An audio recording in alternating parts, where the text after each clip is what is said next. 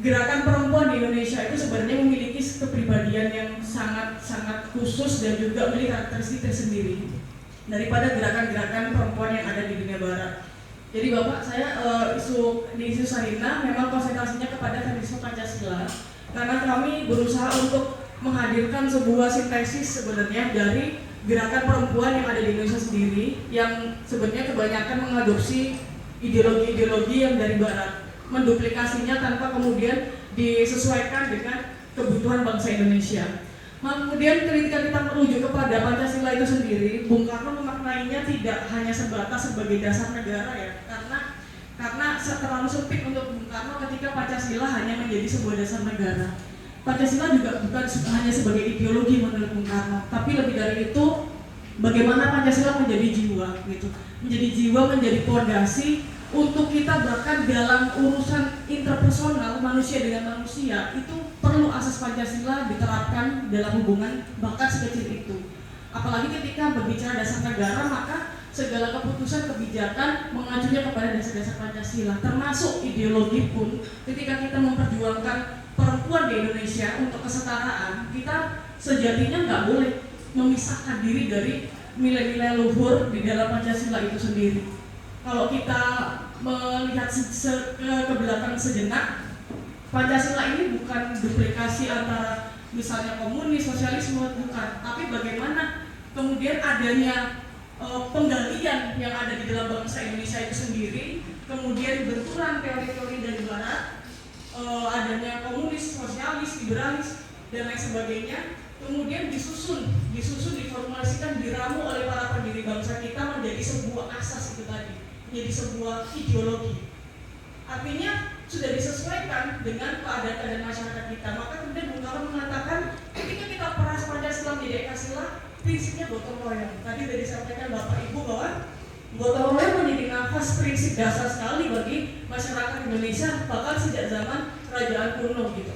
Nah, berkaitan dengan itu, kalau kita merelasikan dengan feminis Pancasila, maka kemudian sama dengan halnya bagaimana Pancasila itu adalah penggalian jati diri bangsa, begitupun feminis Pancasila tidak terlepas dari nilai-nilai yang berangkat dari kebudayaan itu sendiri, dari kebudayaan bangsa itu sendiri. Perjuangan perempuan pun harus berdasarkan dengan Pancasila. Kenapa demikian? Karena kalau kita ngomongin kesetaraan, Pancasila itu berbicara sederhana. Adakah Pancasila kita berjenis kelamin ya? Enggak ya, Pancasila nggak berjenis kelamin, Pancasila nggak memiliki wajah kamu laki perempuan, kamu difabel, kamu masyarakat miskin, kamu misalnya presiden, kamu misalnya menteri, nggak ada urusan. Yang penting masyarakat Indonesia dalam bingkai Pancasila itu mereka dianggapnya sama, kesetaraan. Apalagi laki-laki dan perempuan, komponen terbesar dari bangsa ini. Nah, maka Pancasila pun menjamin kesetaraan itu dalam nilai-nilainya. Bisa dilanjut? Kalau kita ngomongin falsafah kemanusiaan yang tidak berjenis kelamin, Pancasila sejatinya nggak bisa kemudian menjadi sebuah asas yang tidak digunakan untuk membangun yang namanya kalau oleh feminis itu disebut kesetaraan gender. Jadi Pancasila itu sangat bersetara, sangat berkeadilan, bahkan tanpa kita kaitkan sebenarnya. Coba deh kita ngomong sila pertama. Sila pertama menurut Soekarno dalam kursus Pancasilanya di Istana Negara, bukan hanya saya Islam misalnya, atau Anda Kristen, atau Anda Hindu, bukan, tapi bagaimana kemudian pemaknaan Tuhan itu dianggap sebagai nilai yang sama untuk semua makhluk. Bagaimana semua makhluk ini diciptakan dari diri Tuhan yang satu, maka nggak boleh ada penindasan, apalagi atas nama agama, apalagi dalil-dalil yang direpresentasikan untuk menindas satu sama lain. Banyak sekali kan berhubung saya Muslim, ada banyak sekali hadis atau pemaknaan tafsir-tafsir yang itu sangat merugikan perempuan, Bapak Ibu. Banyak kita temui seperti perempuan nggak boleh mimpi, yang mimpi harus laki-laki. Berdasarkan ajaran agama begitu. Kata siapa? Bapak, saya mau menyampaikan ada Ratu Kalinyamat sama Tumalayati. Beliau ini panglima perang yang sangat hebat dari Indonesia, yang satu dari Aceh, satu dari Jepara. Tapi Bapak, saya nggak pernah menemukan ketika saya SD atau SMP atau SMA ada Ratu Kalinyamat disebut dalam buku pendidikan sejarah. Itu saya mungkin minta tolong ke pemerintah bahwa kita punya Portugis dipukul mundur oleh seorang perempuan. Dan Portugis mengakui bahwa satu kali nyamat itu setara dengan 1000 laki-laki. Keberanian dan kekuatan.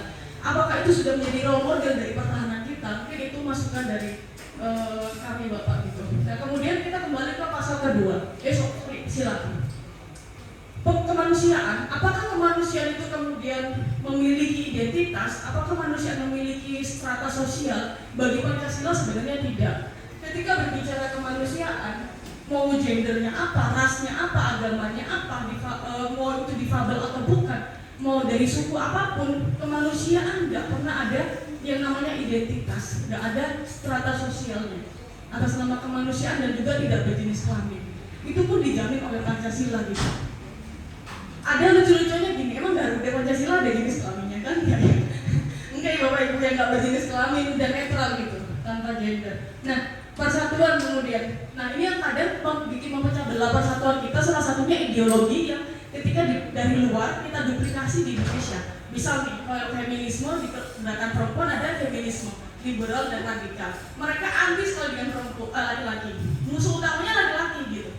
Nah, ketika misalnya itu diduplikasi di Indonesia, pokoknya kita berangus laki-laki. Coba setengah manusia di bumi Indonesia mau digenosid gitu, atau mau diperangi bersama. Nah ini kan nggak sesuai dengan nilai Pancasila itu sendiri tentang persatuan gitu. Maka kemudian dari real persatuan, Pancasila memberikan jaminan bahwa dalam persatuan laki-laki dan perempuan itu komponen penting, sama pentingnya, unsur yang sama pentingnya untuk pembangunan nasional, untuk pembangunan sosial. Itu sudah diamanatkan juga dalam UUD 45. Nah kemudian mengenai demokrasi, perempuan juga memiliki hak politik dijamin oleh demokrasi sebenarnya, karena mau laki-laki atau mau perempuan representasinya untuk membuat keputusan itu sama-sama sangat diperlukan keduanya.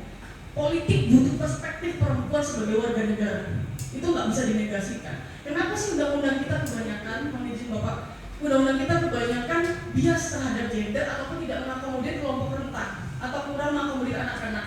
Karena pengalaman keperempuanan itu nggak bisa dijelaskan oleh laki-laki gitu. Semisal reproduksi, perempuan di Indonesia banyak sekali mengalami kanker serviks gitu loh. Tapi negara kita masih cukup lambat untuk memberikan vaksin gratis. Nah misalnya kayak gitu. Nah itu kan hal-hal yang kemudian perlu pengalaman perempuan yang perlu diterjemahkan, dijawabkan dalam regulasi. Kemudian keadilan sosial ini mau laki mau perempuan harus mendapatkan akses yang sama, apalagi manfaat atas sumber daya alam. Sampai hari ini data BPS itu mencatat kemiskinan terbesar masih dipegang oleh perempuan. Pendapatan per kapitanya setengah dari laki-laki. Artinya kemiskinan kita di Indonesia, di masyarakat itu dipegang oleh perempuan. Ini PR juga bagi negara, PR juga bagi kita semua, bahwa ternyata ekonomi perempuan yang tidak mengalami kemandirian atau tidak mengalami sustainable atau tidak settle, itu menyebabkan fondasi ekonomi bangsa nggak kuat loh, gitu kan. Nah artinya keadilan sosial ini harus menjamin bahwa laki-laki dan perempuan selain kemanfaatan sumber daya alam juga memiliki kemandirian ekonomi yang adil. Kemudian perihal apakah Pancasila menjawab isu interseksionalitas? Isu interseksionalitas adalah bagaimana sebenarnya penindasan atau kekerasan tidak berdiri sendiri. Misal ada perempuan difabel lagi, potensi dia mengalami kekerasan jauh lebih tinggi daripada kita yang nggak mengalami difabel. Kenapa kemudian di Jakarta misalnya datang perempuan dari Papua misalnya, mereka cenderung akan lebih mengalami kekerasan ketika bertemu dengan orang yang rasis. Bisa jadi artinya apa? Ada sebuah kekerasan yang kemudian itu sebenarnya tidak berdiri sendirian, tapi berinteraksi satu sama lain.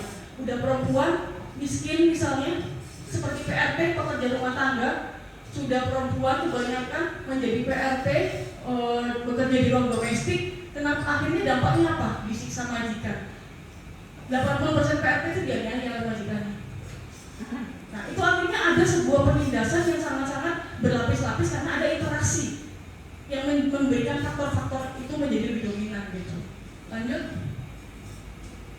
Nah saya ingin sedikit tadi dijelaskan oleh Bapak Ibu juga mengenai sejarah kita sebenarnya kalau melihat sejarah budaya kita, Indonesia itu gila, kita itu memiliki contoh sebenarnya sangat besar sekali bagaimana pemilik Majapahit itu sejahtera karena dipimpin oleh perempuan.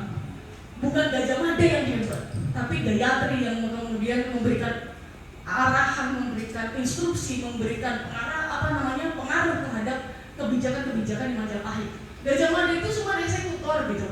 Itu aja sebenarnya, di balik layar yang mendesain bagaimana Majapahit harus sejahtera itu ada Gayatri.